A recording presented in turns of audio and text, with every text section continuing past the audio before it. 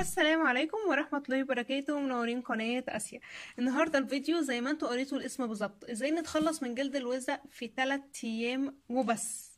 متخيلين 3 ايام هنقول باي باي جلد الوزة؟ 3 ايام لو انت عروسة تقدري تكوني جاهزة من غير اي خجل، من غير اي خوف، و100% تماما.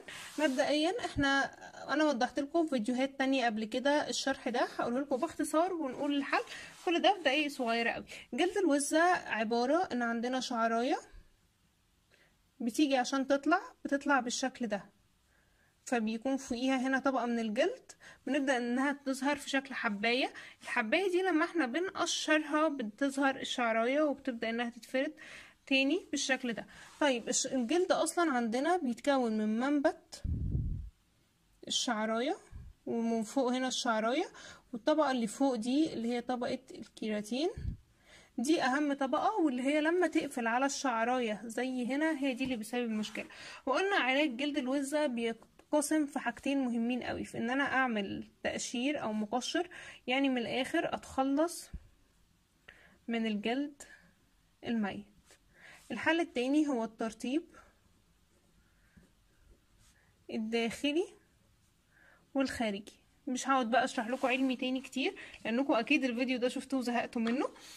قلنا الترطيب الداخلي هنحتاج نشرب 3 لتر ميه، يعني لو انتي عروسه وفرحك خلاص على العيد، من النهارده تشربي يوميا 3 لتر ميه. هتلاحظي ان بشرتك هتبقى بيور جدا جدا جدا، وهتلاحظي جسمك كمان، وهتخلصي مشكله جلد الوزه في نفس الوقت.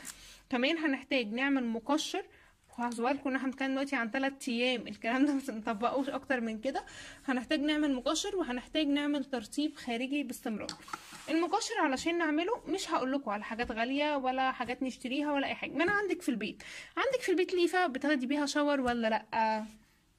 هو ده السؤال المهم. عندك في البيت ليفه القديمه دي اللي بناخد بيها شاور؟ لو فاكرين ده كان كوز الليف اللي بيتباع زمان، اللي ماماتنا كانت بتجيبه وتقصه لنا.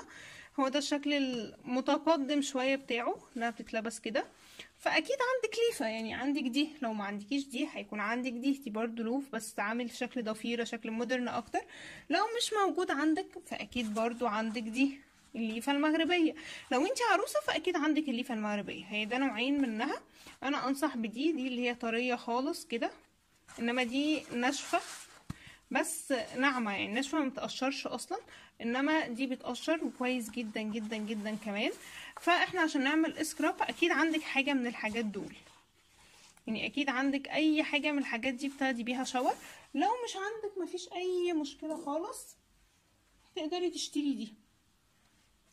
هي دي زي ما انتوا شايفينها بالظبط، ايوه هي بتاعت المواعين، الاسبونج اللي بنغسل بيها المواعين. تقدري تجيبيها تستخدميها كليفه كمقشر في 3 ايام بس عشان نتخلص من جلد الوز. اي حاجه من دولت عندك، هتدخلي اول يوم تاخدي شاور. الشاور ده عباره عن ايه؟ عباره ان احنا نمسك اي حاجه من دولت ونبدا ان احنا ندعك الجسم، بس ما تقعديليش 5 دقايق في المنطقه الواحده علشان خاطر ما تحمرش، لا، هو يا دوب بس تعملي كده خلاص، المنطقه دي خلاص نشوف غيرها كده.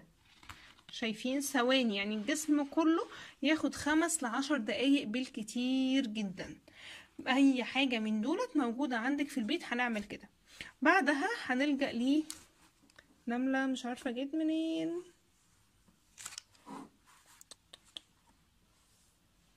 بعدها بنبدأ ان احنا نروح للترطيب. احنا طبعا اوريدي بنرطب داخلي، بنشرب 3 لتر مية. هنروح للترطيب الخارجي. الترطيب الخارجي محتاجة ان انت يكون عندك كريمات، ويكون عندك لوشن، ويكون عندك مرطب طبيعي، عندك زيت زيتون، زيت لوز، اي زيت طبيعي. طيب انا بعد ما اخدت الشاور بتاعي بالمقشر هجيب ده من الصيدليه. ده ممتاز ممتاز ممتاز، اللي هو الجليسرين السائل. طبعا هو الاسم اللي فوق ده اسم الشركه، اي نوع اي شكل تاني اهم حاجه مكتوب عليه جليسرين. الجليسرين هتجيبيه، طبعا هي المشكله دي عاده منتشره في الرجل اكتر. هتحطي طبقه كبيره من الجليسرين على رجلك، هو سائل ليكويد كده.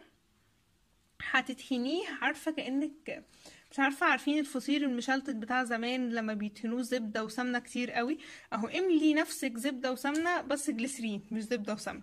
حطي جليسرين كتير قوي على رجلك. بعد كده هاتي الاسترتش رول بتاع الاكل ولفي رجلك بيه كويس قوي، وابدأي البسي فوقيه شراب ضيق او اي حاجه ضيقه تضمن لك ان جسمك اللي هيمتص، مش ان هو هيتمسح في الهدوم او كده، بحيث الاسترتش رول يخليكي تعرقي اكتر وتمتصي اسرع.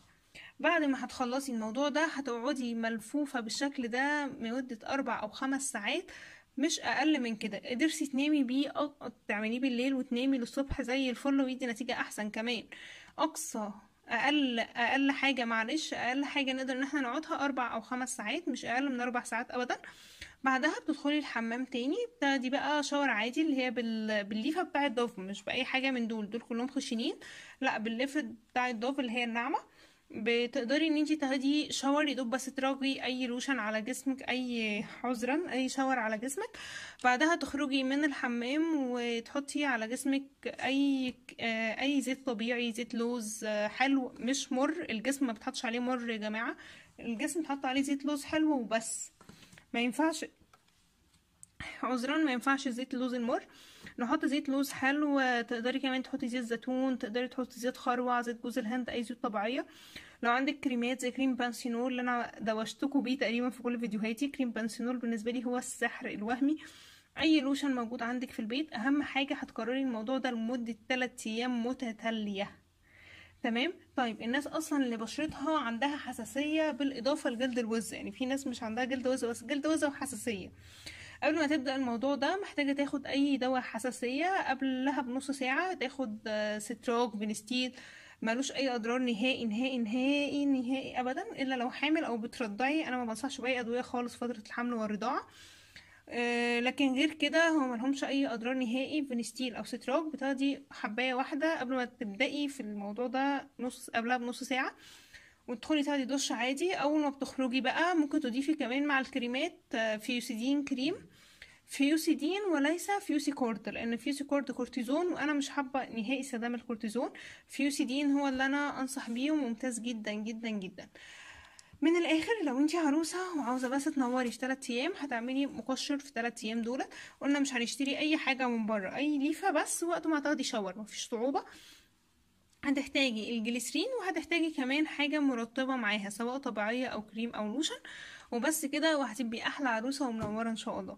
اشوفكم على خير في فيديو جديد. اكتبولي في الكومنتات انتوا ايه المشاكل اللي بتعانوا منها التانية عشان ان شاء الله نحلها مع بعض.